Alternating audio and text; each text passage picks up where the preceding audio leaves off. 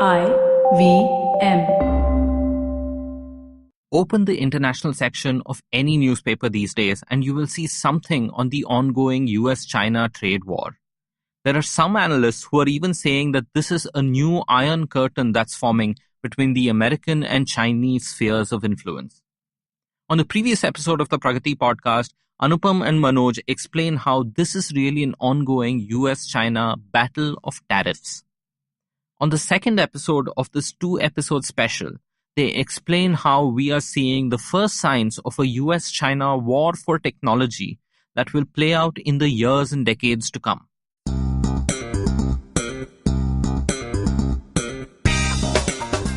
Welcome to the Pragati Podcast, a weekly talk show on economics, public policy, and international relations. I am your host, Pavan Srinath.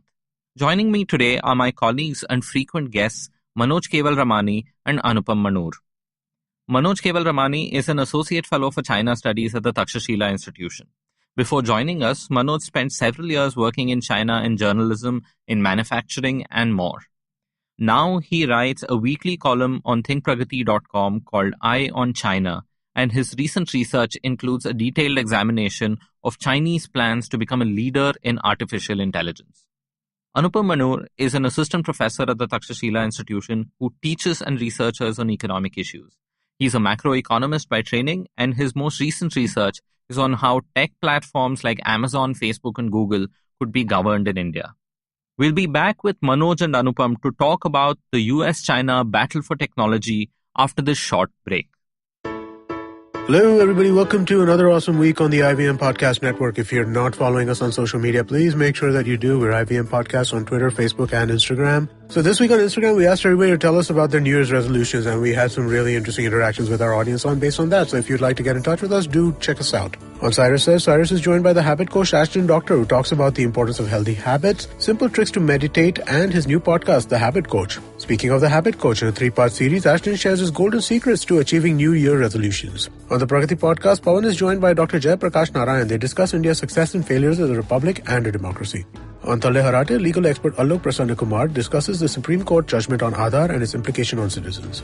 On Geek Fruit, Tejas, Jishnu and Dinkar do a recap of their favorite films from 2018. And on IVM Likes, Janam, Surbi and Abbas give out some cool pop culture recommendations and discuss the new Netflix horror movie Bird Box, starring Sandra Bullock.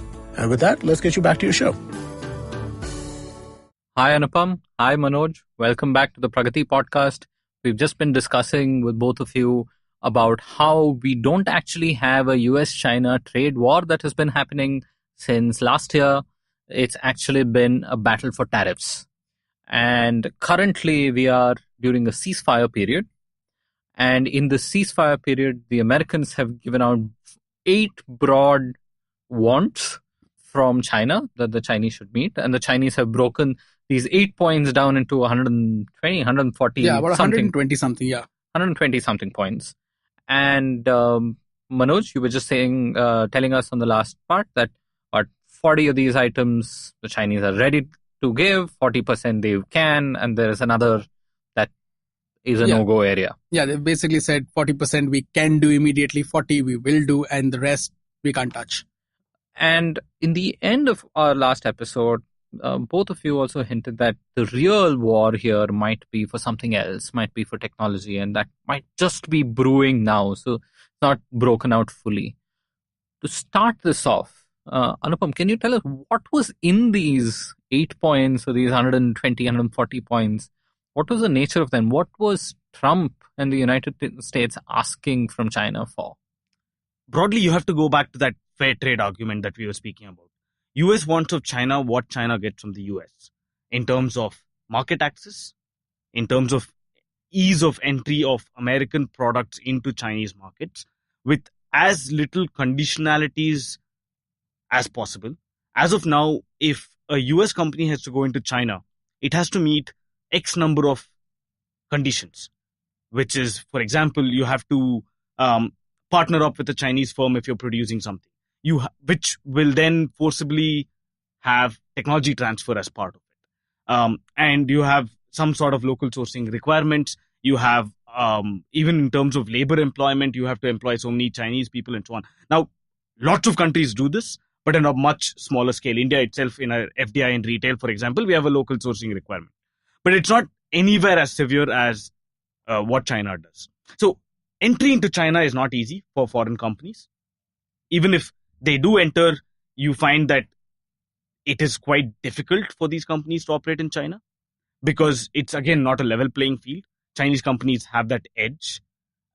And then, so that's one aspect of it. How does... So the edge as in the Chinese state helps them out in some way. some ways, they get easier access to credit and so on, but that can still be managed.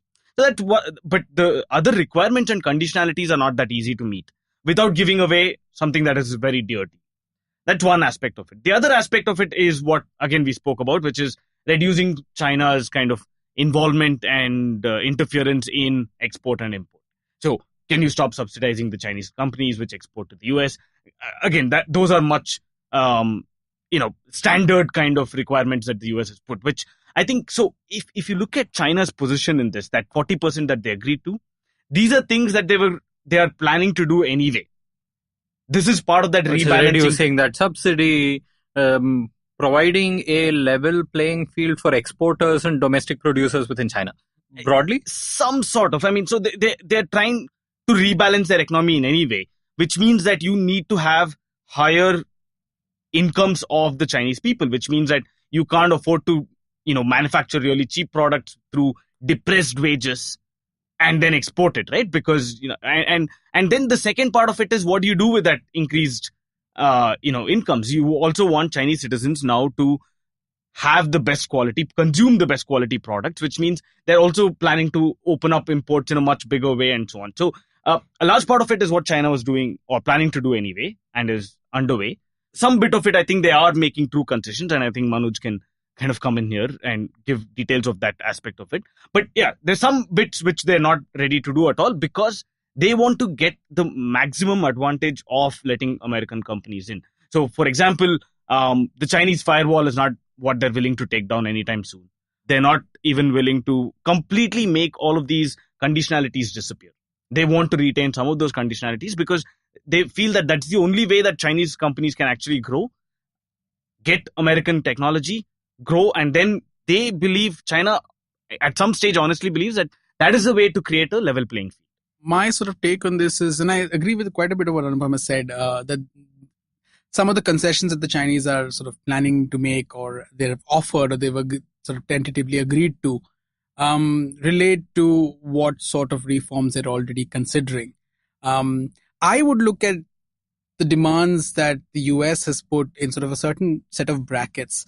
So I'd look at, market access, technology transfer, intellectual property rights, and sort of opening up of the economy generally for capital and for goods.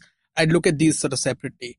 On intellectual property rights, there is a vested interest in China to improve the regime on IP protection and also enforce stricter penalties. And that's because as your companies begin to innovate more, you need more protection too. You need a better governed market within the country. Over the years, the Chinese let me just give you the simplest example of content. There is barely any intellectual property protection on content in China, whether that is sort of textual content shared on news apps, whether that is video content. While I was living in China, I frequently accessed American movies freely on Chinese video streaming platforms. And these were not obscure video streaming platforms. I frequently accessed just about every other Indian movie, which the day it was released, I could see it on Youku or one of these platforms. So some of these things you need to do better. And they, I think, recognize that also. The original content creator is getting nothing. Is getting nothing because these are obviously pirated prints and they're easily available and they're uploaded in a flash. But content is sort of just one sort of example to explain how weak the regime is. And as Chinese companies sort of innovate more, where you're creating better voice recognition technology, facial recognition technology, you want to protect some of your innovations too. So just to kind of give an example, in the newer technological fields like AI and ML, machine learning and so on, China has filed about as many patents as the US has in the last couple of years. Absolutely. And in a lot of such fields, China is filing a lot more patents, which means that it is also in its own interest to have kind of a strong regime in terms of Absolutely. IT. In historical perspective, this was sort of the United States versus Europe, I don't know, 100 years ago, 150 years ago, right? So you had a lot of European innovation and technology, Yeah. patents from the cotton gin to everything else. Yeah. And you had Americans who were routinely flouting those patent laws and just making copies and doing tech transfer and so on to help the American economy grow. China has been doing that very successfully over the last 20, 30, 40 years. And that's an argument that you will frequently see made in Chinese media in the last year and a half, where they will trace it back to that era and they will say, well, this is the pattern of growth. So you can't really accuse us of stealing technology. And there's a bit of fairness in that, because if you look at this kind of catch up in the growth process, almost every country has been guilty of it. South Korea and Taiwan and Singapore and so on blatantly copied Japanese technology while they were growing. That's how they became kind of the leaders in innovation in electronic products. India has been flouting IP laws without a concern in the world.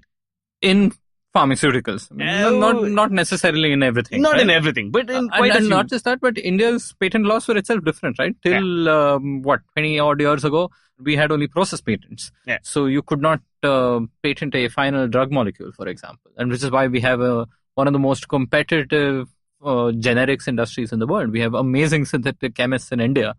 And so in that sense, even like sitting from India, that makes sense. But at the same time, I agree with your larger point, because again, if I look at pharmacy in India, now how are you going to incentivize people to make drugs for India? Absolutely. Unless you have a strong IP regime where you're allowing, especially drug companies, anything with high upfront cost, right? And low marginal cost, where you have to make that up and you need some government protected monopoly. Yeah, no, I agree. And that's the sort of conversation on intellectual property. The other aspects that I had spoken about, which was around forced technology transfer, sort of ties in some way to intellectual property rights, but this has a lot to do with the way foreign companies and foreign enterprises enter China. I'll give you the example of the auto sector, where essentially, legally, you're required to enter in partnership with a domestic player. You're supposed to be a minority stakeholder in that partnership. Obviously, the Chinese constantly have emphasized that there is no written law that you need to transfer technology. But the way these things work, technology gets transferred, expertise gets transferred, and you end up creating a partner which is valuable for you, because you also need somebody who can grease the wheels with the local officials and the government. And you also need local knowledge. So a lot of companies, Western companies, made a lot of money by doing this, but also you ended up transferring technology, you ended up transferring skills. And today, when the Chinese in the auto sector particularly have said that we're going to liberalize, we're going to allow 100% ownership of foreign enterprises, there are very few takers for this. Xi Jinping made this was one of his bold reform promises at the Boao Forum in April. And since then, we've hardly seen anybody get in and say, we want to go back on our partnerships, because you've built a relationship, you've created somebody whom you separate with will become your competitor. Do you really want that, particularly in a highly charged political economy that China is? Do you really want that? But tell me, how is this fundamentally different from, say, the foreign direct investment conversations we've had in India? Right? I mean, on a whole bunch of sectors, we'll allow 24% FDI. We'll allow 49% FDI. And even if we cross that, then there can be automatic FDI, or there can be the Department of Industrial... DIPP. I don't know what one is promotion, the other P, I don't remember what it stands for. But they are this body which will say yes or no to whoever coming in. And which is why even with 100% FDI in retail, single brand or multi-brand, IKEA has only set up operations now in Hyderabad after so much legally, right? So what is different in China compared to this scenario? Is it just size? See, I think fundamentally, in principle, there is very little difference. It's what happens in practice. In practice, an Indian player sort of in India who's partnering with a foreign company that's bringing in FDI, the political linkage and network and patronage and subsidy and support that this Indian player will get, a private Indian player, is very different from what a Chinese player will get. Because let's just look at it this way. Most Chinese companies today have to have party committees. Everything, that's why I use the phrase, the political economy of China. It is deeply political. So if you end up sort of going parting ways and then try to run your shop on your own, there can be far more hurdles for you than you could have imagined. And in the process, what you've done is that you've created a company which rivals you, and which not just rivals you now in the Chinese market, but potentially in the export market. So there is a difference in that. It's also a level of scale. I mean, today, if Indian companies are at the level where they can potentially challenge Western companies internationally, the incentive sort of changes and the conversation around India changes also. And that's part of it. So part of it is about where Chinese development is at, and part of it is the sort of political costs of going back on some of this. The political advantages of entering into these partnerships and the political costs of going back on some of this. The only company that, to my knowledge, has said that we will take you up on this offer of 100% ownership is Tesla. And Tesla held out saying we won't invest unless this comes through. And it's only when the Chinese announced that this is something that, and they're doing this in a phased manner over a period of a couple of years. And that's where Elon Musk has now picked up land in around Shanghai, around that area in Zhejiang, and saying that we're going to be building this factory. Whether that happens, whether that's economic, given that Tesla deals with electric vehicles, and that's again a heavily subsidized market in China. And in many other parts of the world. I mean, the US is not subsidized Tesla. So it depends on whether that's going to be successful. So it's not just about this particular aspect, but it's also about your competition is going to be deeply subsidized. And if you're going to be competing in the Chinese market, which frankly is the biggest market in the world today, how are you going to be able to compete effectively? So that's one of those arguments. The final component of these broad demands by the US is a lot of the Chinese development plans. I mentioned Made in China 2025 the last time. There's a robotics plan. There's an AI plan. Yeah, you have an entire report out on the AI plan. Absolutely. So all of these talk about indigenization and the share of domestic companies being at a certain level. And that's a mandated goal that we want to get at. So particularly on, say, robotics and something like that, you want to get to about 70% of industrial robots used in China should be from Chinese companies as opposed to just made in China. They're not doing well when it comes to meeting that goal. But there are goals of such a sort of indigenization, which will obviously sort of undercut competition, even if you have free competition, because if that's your goal. So that's a structural thing that they also want changed with regard to some of this government planning. So that's how I would categorize these broad demands that the Americans have made. So you have these broad demands. So in that sense, just to go back to this idea of FDI and so on, in India, we have had, say, the growth of Flipkart, right? So, and here, yes, Flipkart created a lot of its own technologies, but the model of what Flipkart as an e-commerce company was not terribly different from what the model of Amazon in many ways was. And the two in India end up, you copy each other, you innovate, you do what you can. And then eventually Flipkart, which while legally may not have been an Indian company to begin with, maybe based in Singapore, but could be bought over by the likes of Walmart, where now all of Flipkart's technology and know-how belongs to Walmart, right? And Walmart can add its own expertise and do more things in this space. Something like that would not be terribly easy in China, right? It would be extremely difficult, particularly a player of the stature and size of what Flipkart has been in India. I mean, we're talking about your premier e-commerce platform. If I'm going to look at any of Alibaba's platforms, it would be unimaginable for the Chinese to acknowledge that this needs to be sold to a Western company. No, so you can't have a hostile purchase of a Chinese company by a foreign company. In fact, the other has happened. Yeah. The other way has happened.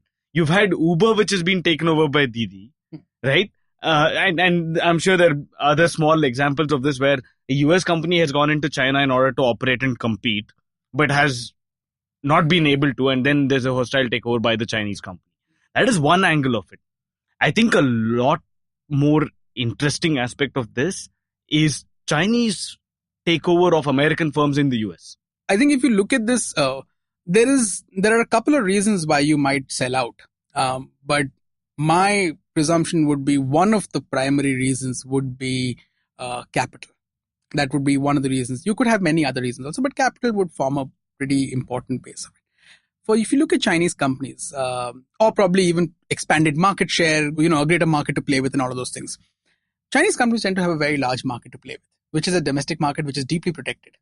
Secondly, given that the government is willing to subsidize and willing to raise debt, and access to credit is easy, capital is not that big an issue. So for a Chinese company, particularly for some of these bigger players, capital is not that big an issue. What's important is greater sort of technical know-how, greater expertise, and newer markets to get into, and therefore you're looking outside. So therefore, a lot of this is exactly what Anupam was saying, is that it's Chinese companies that are looking to go to the US and to Europe and to go and buy up some of these new innovators in these countries, and sort of expand and diversify. Yeah, China has been investing kind of on a very aggressive path and buying up, especially in startups, which they see has potential in the future, such that the technologies that is developed in elsewhere, you can kind of copy that and bring it back home to China. So it's been doing that in the US, it's been doing that in Europe, it's been doing that in India. And again, this has been given a free rein. It's not that they started yesterday, they've been doing it for quite some time. But it's only in the last year or so when this trade war began, again, or the tariff battle as we called it, began, is when they started taking notice of these things as well, saying that how do you actually look at Chinese acquisition of US firms? Is that something that we have to look much deeper into? And in fact, now they put a lot more restrictions. So it's kind of funny where on one hand, US is asking China to stop doing these things, but US itself is doing these, which it was not doing before. So the CFIUS, for example, right? Yeah. So what's happened is that the US has obviously put certain restrictions under this Committee on Foreign Investment, which is going to be vetting more foreign investment in certain sectors, because it needs This is the American DIPP. Exactly. Yes. Yes. And what the US wants to do is essentially citing a national security argument and saying that we need to be vetting some of these investments, because a lot of Chinese companies have links to the Chinese state, and when the state is setting certain sort of industrial policy goals with regard to firms that are working in AI, robotics and the likes, or semiconductors, we should be very mindful of their investments because they're just here to steal our technology. So it's the national security argument that some of these are sensitive technologies with quote-unquote dual usability, where you can use them in warfare and nefarious things as well as in the economy? Is that sort of the leading argument? Yes, that is the argument. It has to do with both. So I think the US under Trump has used the argument of national security across the board for everything. Steel tariffs were also a national security argument. So that's like you say something about a political leader in the country and you get charged with sedition charges in India, right? Absolutely. Everything is sedition. Absolutely. For everything is national security even here. Absolutely. So I want to take a small detour here when it comes to actual security challenges. And to me, the name that comes to mind first is Huawei. Right? There's a lot of talk about how Huawei has built backdoors into routers and network infrastructure and units that they produce. And this is a genuine security concern in Canada and the United States. And I think India has also been wary and has had concerns on this, right? So isn't that genuine? I mean, could you tell me a little bit about how we should think about that in India and the US? So just as a small backdrop to when this Huawei episode really blew up, you had the CFO of Huawei being arrested in Canada. What everyone speculates is, of course, that it's done at the behest of America. And the reasoning behind that is that, Huawei is investing massively into 5G technology. And they're developing this and using that in US and in Europe and in India and many other countries. And once they develop this technology and actually make investment and build the infrastructure, then the supposed allegation is that they would use this to spy on people, to spy on political spying, and of course the bigger thing is probably espionage. So that is the concern there, and which is why they've kind of made this move, saying that the reason behind why they did it, they gave some flimsy reason that they've violated the sanctions against Iran or something like that. But that's completely off the point. the fact is now they're really scared of Huawei. And even, I mean, I didn't expect this, but yeah, India also kind of made this just on December 18th or 19th. They issued this TFP or something, which is basically looks at Export Council of Telecoms. They issued a statement saying that we should also be careful about national security and Huawei. Yeah. So the Huawei story is very interesting. Over the past week, so Sabrina Meng's arrest happens on the exact same day when Trump and Xi Jinping are sitting in Argentina hammering out this trade battle deal. And she is the CFO of Huawei. She is the CFO of Huawei, and she is the daughter of the company's founder, who was a former PLA man. PLA being the People's Liberation Army, the Chinese Army. All right. And obviously Huawei is not just any other company in China. It is a national asset of sorts. There is a lot of pride associated with the company. So when Sabrina Meng gets arrested, she gets detained during a transfer of flights in Canada.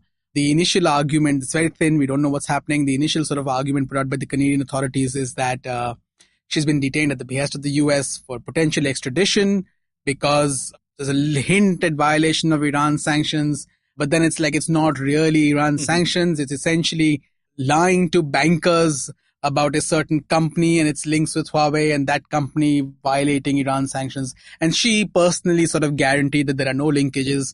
So it's slightly murky as to what exactly she's being tried for.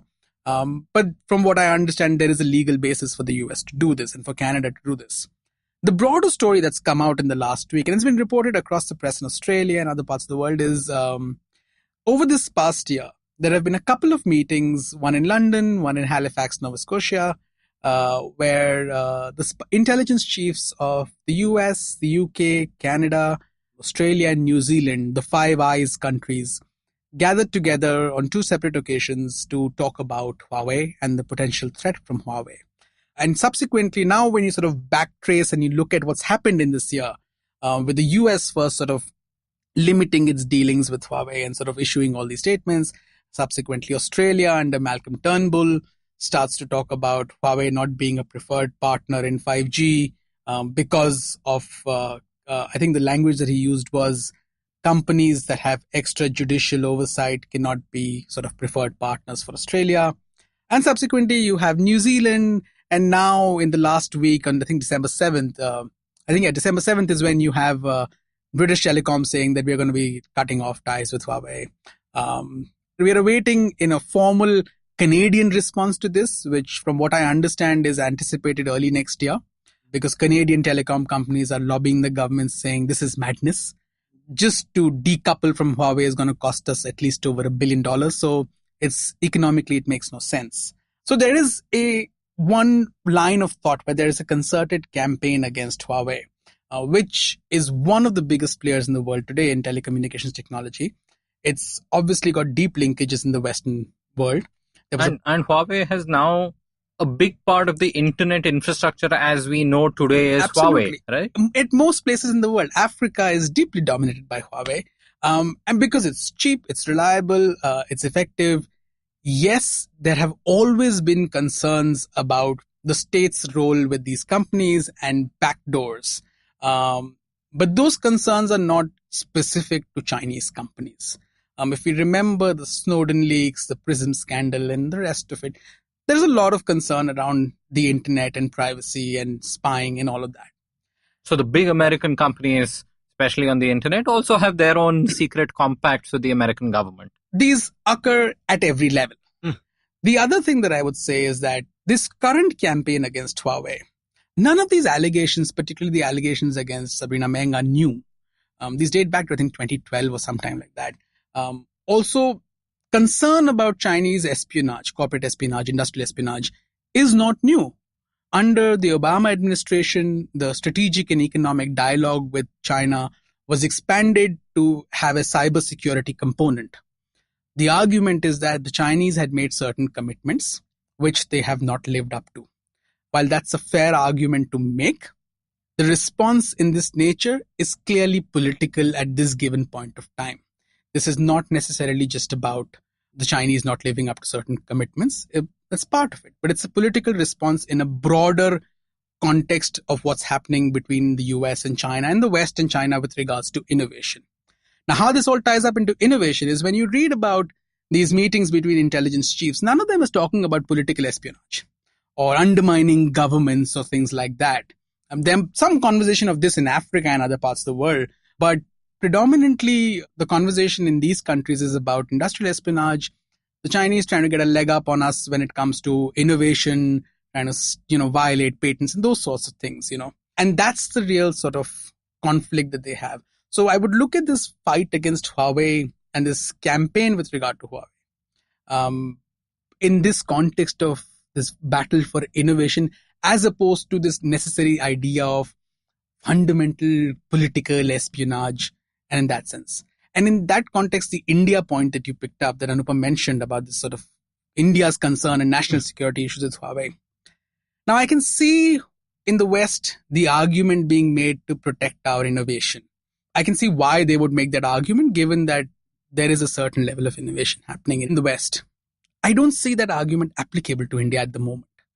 I understand the national security argument with regard to our security assets, our national security assets, and sort of our lines of communication, political espionage. I get that argument, and I think that's a fair argument to make.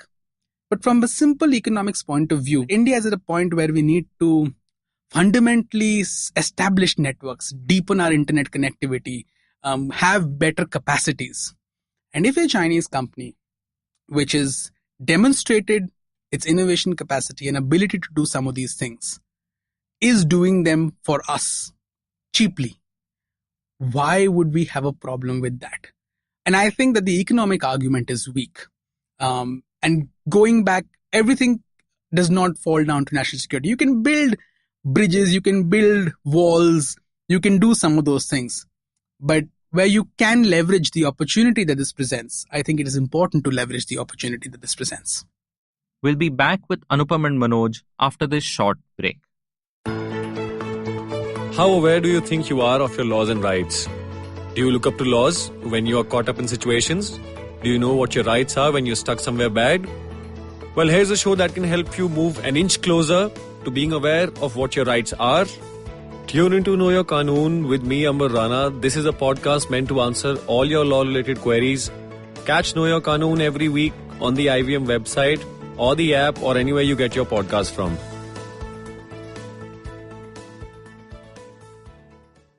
Welcome back. Manoj, to me, the idea that there's this larger move against Huawei is one thing, but the idea that this results in the arrest and detention of the CFO of a company seems like a particularly interesting move that feels like the beginning of something bigger, right? It feels like a very petty move at some level. Yeah. Where, you have this larger conversation and you have different levers that you can think about, but those are bigger things to press. But here you go and arrest an individual linked to that company using some flimsy legal excuse that you would not have exercised otherwise, right? This was, I think, around 2013 or 14, when I think there was a little in comparison to this brewing sort of trade disputes that were happening between Belarus and Russia, right? And over here, and this was happening, I think, in the context of Belarus and Russia being together in a little cartel to export potash, the fertilizer. And I think they had a joint operation of some sort and agreements, and there's a company called Uralkali. And the CEO of Uralkali, who happens to be Russian, was traveling to Belarus, and Belarus arrests him. And after this escalates into all kinds of funny things where Belarus is dependent on Russian milk. And Russia announces surprise maintenance of the pipes that send the milk to Belarus. And therefore Belarus doesn't get milk for a while, right? So you have genuine local concerns. So this arrest of a person in the context of something so bigger, when there is no deep crime committed by that individual on themselves, to me is a sign of something bigger. I think there are two things. One is that it is obviously a sign of something bigger. The other interesting bit is how the Chinese have responded to this. The Chinese have consciously chosen not to let this arrest interfere in this ceasefire on trade. On tariffs. On tariffs. They've just made sure that this does not, and that's very unlike what we would have otherwise imagined. Secondly, given that this arrest and this detention is with regard to extradition to the US, there has been no action against a US business person or American citizen in China or any direct reaction or response to America. What's instead happened is that a couple of Canadians have been detained, and that sort of the conflict is with Canada. And that's sort of taking on the junior partner as opposed to taking on the big bully. Like a proxy war. Absolutely. First move in a proxy war. Absolutely. And that again, it's very easy to draw scary analogies from Ferdinand being shot and then Franz Ferdinand being shot and the World War starting. And, you can go in all kinds of scary directions. And it would be perhaps a little irresponsible to speculate just from one incident. But could you also go back and tell me a little about what's happening with ZTE? It's also a little bit in this telecom space, and this seems to be this one sort of maybe critical layer of technology which is causing a lot of heartburn. So right? There was a similar sort of, not similar, but so ZTE was the first sort of big technology skirmish that happened in this broad war for tech dominance that's been going on. Where in sort of middle of last year, the US Department of Commerce announces that it sort of charges ZTE with violating US sanctions against Iran, and therefore it sort of stops all dealings between ZTE and American companies. So the component suppliers of ZTE, which are significant, it relies on American companies, that trade gets halted.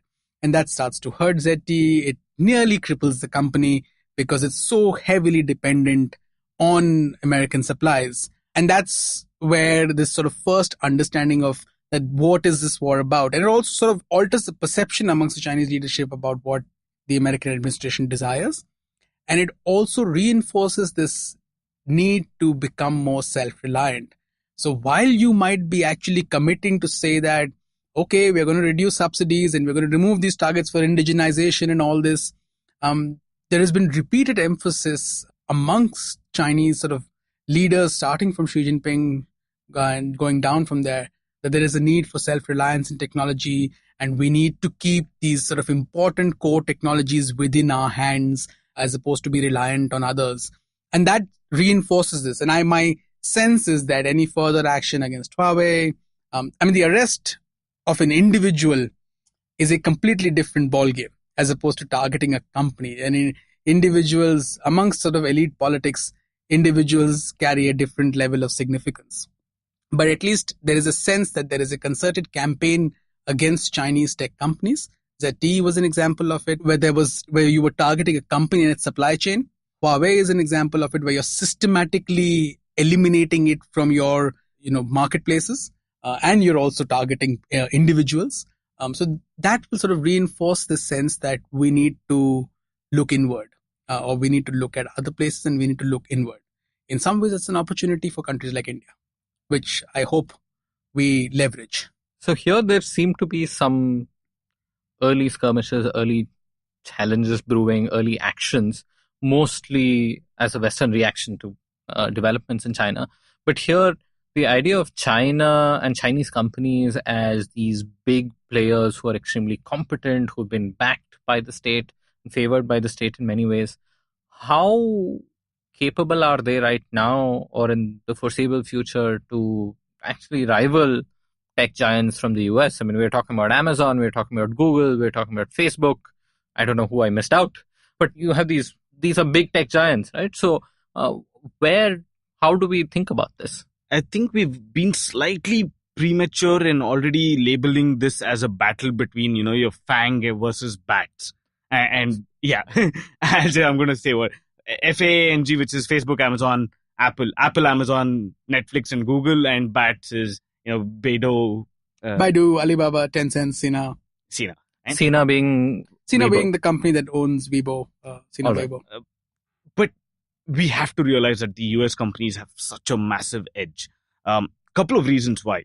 One, the Chinese company operate purely within China in a very protected environment. We have no clue how good they'll be when they actually get out and try to enter into other markets.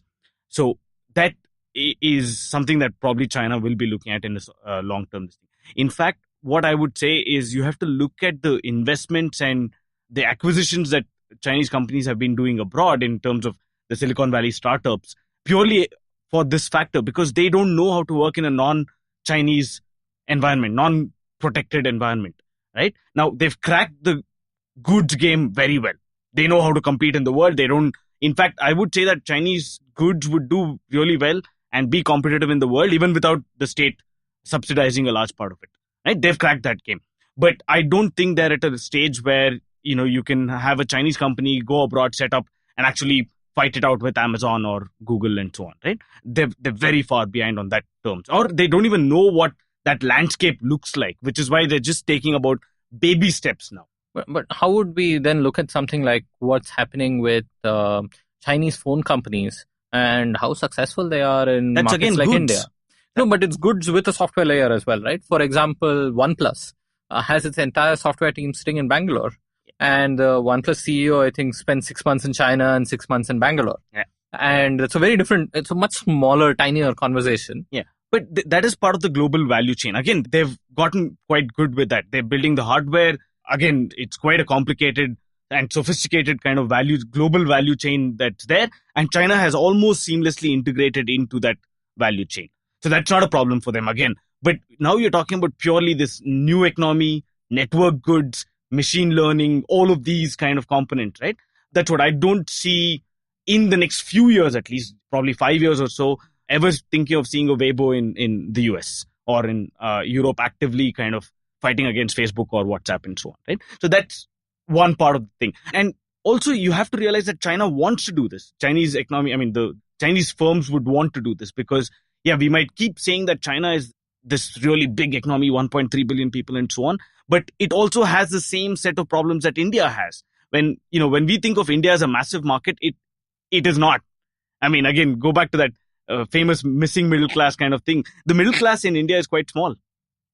The same problem with China, right? Yes, you have much bigger than India, but still, it's not really big enough. You still have a lot of people who are really poor, who don't have a smartphone, who's not really a market, right?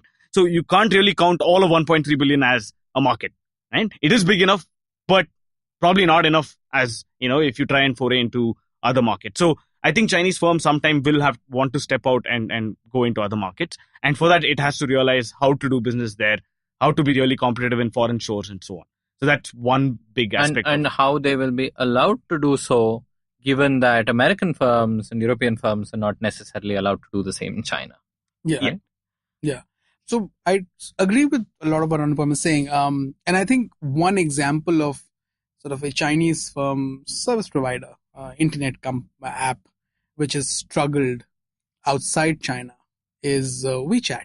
WeChat is incredibly dominant in China, and it is an extremely innovative product.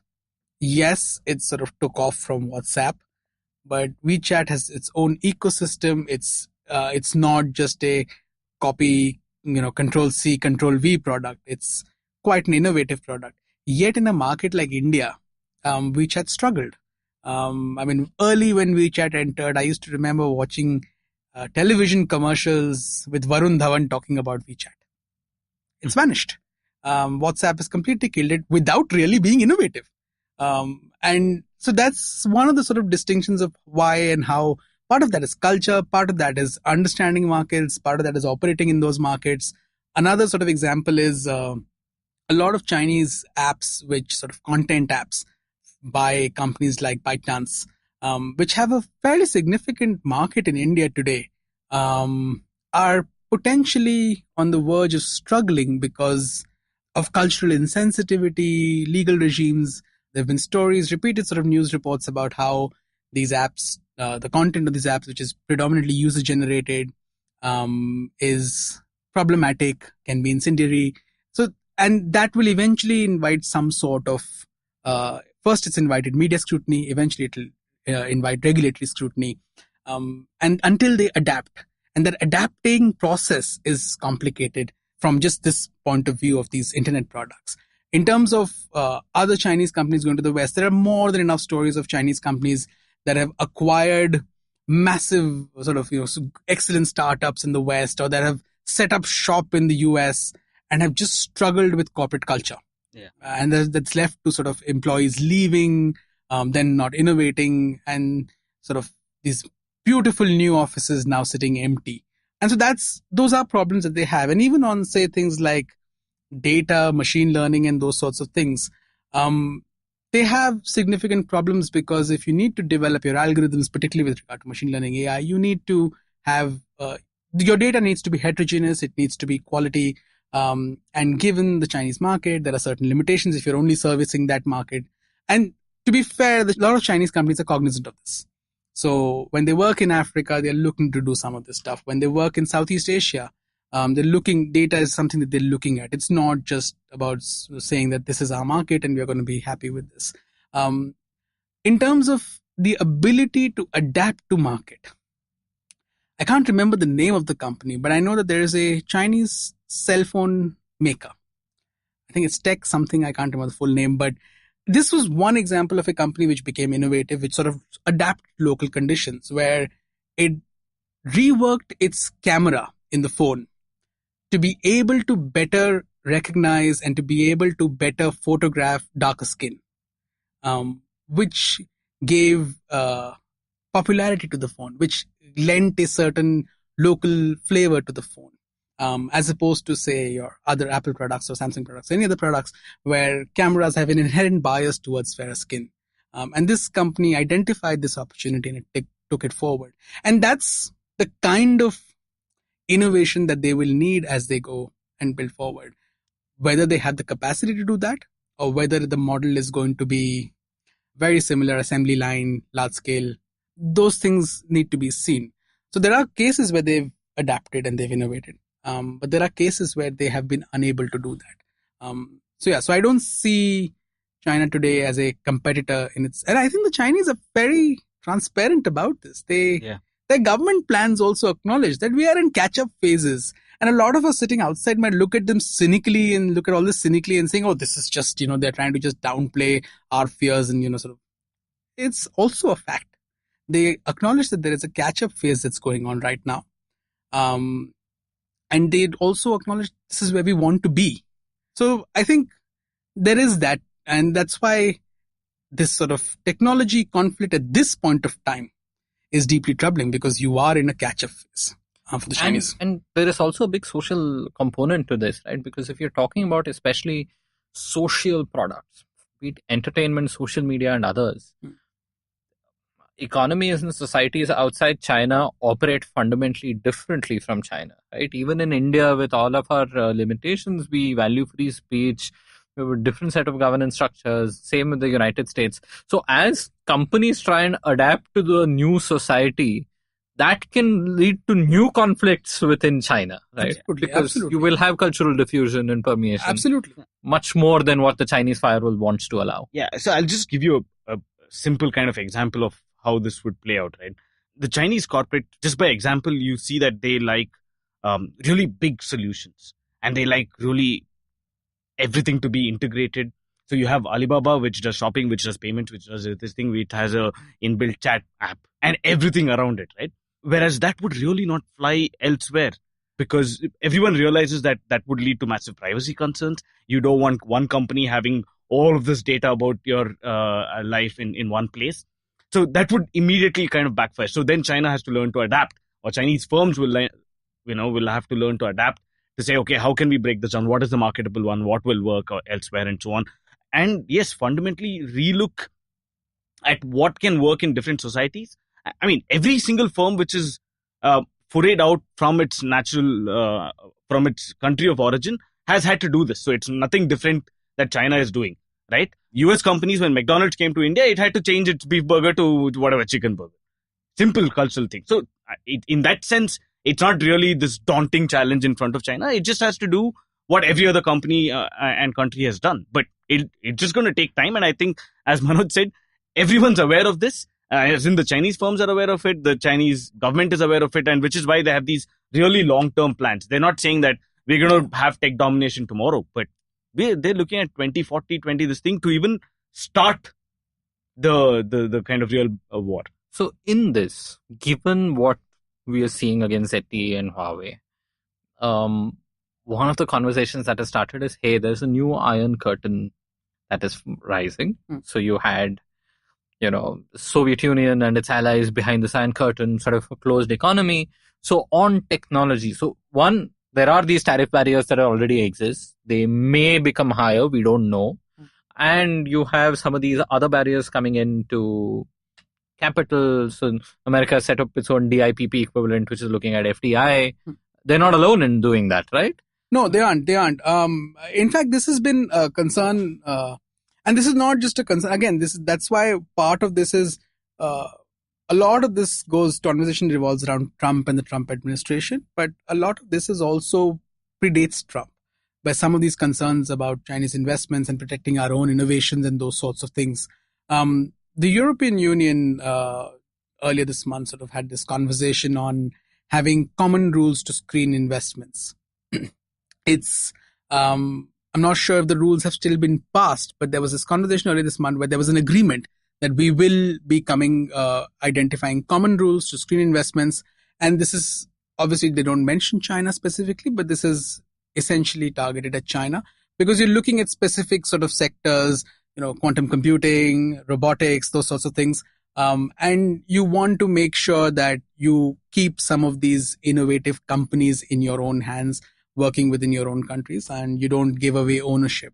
Why I say this sort of predates Donald Trump is because a couple of years ago, one takeover of a German company sort of rang some alarm bells in Germany with regard to Chinese investment. And then there was another proposal for investment which the German government blocked. And they said, we need to review this and we need to identify new rules. Now, a couple of European countries have certain rules, but the European Union as a whole has been unable to agree to some of these rules. But a lot of that is due to Chinese lobbying, given that there are differences within the European Union. And there are members of the European Union who are also taking money from the Belt and Road Initiative. Absolutely. And this has been a concern for the EU. But the fact that they've been able to get to an agreement amongst all the members that this is what we need to do, and there has to be Europe-wide screening of some of these investments, shows that there is this genuine concern with regard to protecting our own innovation. I'd see sort of the Huawei thing in the same context. I'd see these investment screenings in the same context. I'd also see a potential export ban in the US, for which a list has been put out for a comment period, where, again, certain components, certain products related to high technology, again, quantum computing, AI, etc., you would put a export restriction on those products, again, with China in mind. Again, that's something that's in a comment period. It could potentially come up, but all of these would say that this is where the line is being drawn. I wouldn't necessarily call it an iron curtain, given that everybody also recognizes in the same breath that given some of these technologies and given the nature of some of these technologies, you need to collaborate with each other. We spoke about data and how the Chinese need data. Well, so do Western companies. You need know-how from each other, you need conditions, you need terrain. So you need a whole set of information. And one thing that we have not actually spent much time talking about today is people, right? So you have large number of Chinese and Indian origin people and Indian nationals and Chinese nationals who work in Silicon Valley. Who for study, American companies, who work, who... Right? Yeah. And so there is not just companies collaborating, but also people who are moving freely. So whichever iron curtain that you put... Yeah. Unless you now figure out how to put stronger visa controls and so on, which is an entirely new can of worms, beyond sort of small restrictions in capital. Yeah. We are talking about a completely fundamentally different world. But it's also beyond people. There are two other components to this. If you look at, so while you've had these discussions and these restrictions being talked about, increasingly you've had agreements being signed between American research institutes and Chinese research institutes to collaborate on things like AI. Baidu was recently picked up as part of a sort of global ethics conversation on AI. These are technologies which we don't necessarily know how they're going to develop. You need to develop standards on them. You need to develop regulations on them, and you can't do them in isolation. So therefore, you have to have this conversation. This has to be an engagement. So probably not an iron curtain, but a silk curtain. But it's actually in the interest of both China and the US to engage with each other a lot more than work in isolation. China could benefit from some of the innovation and technology that's being developed in the US, which it can then adapt and so on. The US needs China on board because it doesn't want, let's say at the worst level, China to develop a completely rival technology which is out of bounds of anyone else and which is, ultimately not conforming to the standards and even ethical considerations and moral dimensions that the rest of the world has agreed. In fact, it is better if China is involved in the developing process. It conforms to the standards, it conforms to other kinds of protocols that has been kind of agreed upon in an international stage. So in that sense, it just makes sense. And of course, even US companies would benefit a lot from collaborating with Chinese companies because Chinese companies know a lot about China. And you can't leave any technology that is being developed in the rest of the world, cannot leave out one big, this thing which is China or for that matter, even India, right? You need... So I just wanted to add that sort of amid all of this that's been happening, you've also had, and this is going back to this idea of standards, you've had a new subcommittee on standards with regard to AI being set up at the international level. The first meeting of that subcommittee in April this year happens in Beijing in 2018. So you understand that Beijing is going to be a big player. It's going to also dictate terms. It's going to be a rule maker in this area. So you can't isolate. It's just not feasible. And therefore, some of this conversation, yes, there is a sort of competition. There is jockeying for positioning and all of that. But some of this conversation is also going to happen whatever national conditions. Therefore, this idea of an iron curtain where, you have a Berlin Wall where people can't move across and ideas could go across. It's very difficult for all of that to happen. That's extremely difficult in today's world. And it's counterproductive. Whatever the Chinese firewall may be. Absolutely. It's counterproductive. It's counterproductive. But it will lead to new conflicts around the relationship between the individual and the state. Absolutely. Right? Because outside China and inside China, those are two fundamentally different. Yes. Yeah. Yes. So, Manoj and Anupam, thank you so much. So my takeaway from this is there may be a new silk curtain forming. And there is this longer... not just competition, but a war that might happen for technological dominance. Yeah. And it is the Chinese long march towards technological dominance that's taking place. And we will see a lot of very interesting things happen within this context and this framework over the next months, years, and decades to come. Yeah, and I think we should, to just extend the long march analogy, the long march was essentially a strategic retreat as opposed to an actual march to some place, to a destination. It was a retreat before you actually continue to fight. So you will see Chinese and other parties retreating and fighting. This will not be a one-way sort of conflict. And we in India will unfortunately not just have to grab popcorn in this fight, but will have real stakes and perhaps even opportunities. And so we'll really need to see what comes in the rest of 2019 and the years to come. Manoj and Anupam, thank you so much for coming on the Pragati Podcast. It was a pleasure having you here again. Thank you. Thanks so much. Thanks. Really interesting conversation. Thank you for staying with us till the end. Check out episode 77, the first episode in our 2-episode special on the US-China battle for tariffs, if you haven't already. Have any questions or comments? Write into podcast@thinkpragati.com. If you listen to the show on iTunes, then please leave us a rating and a review. It would mean a lot to us. The Pragati Podcast is available on the IVM Podcast app, on thinkpragati.com, or wherever else you get your podcasts from. We are there everywhere.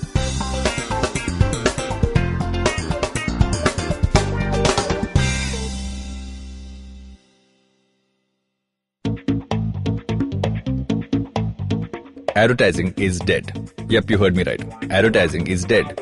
We're all in the content business now. Let's not call it news, TV, radio, etc., etc. It's all content, and we're in the middle of this weirdly exciting phase where all the borders and lines that have been drawn over decades has been swept away by this lovely thing called the internet.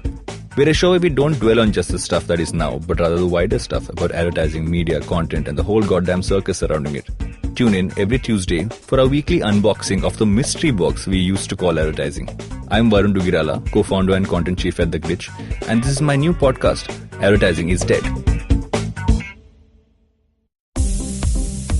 Have you gotten yourself a gym membership and shown up only a few times? Are long working hours cutting your fitness goals short? How about you change things a little? Even a small effort can make a big difference. And I'll tell you how and what exactly. Hi guys, I am Coach Urmi, and on the Kinetic Living podcast, you can look forward to some interesting stories of people who have changed the way they look at fitness after their kinetic journeys. Episodes out every Wednesday on the IVM app, website, and anywhere you get your podcast from.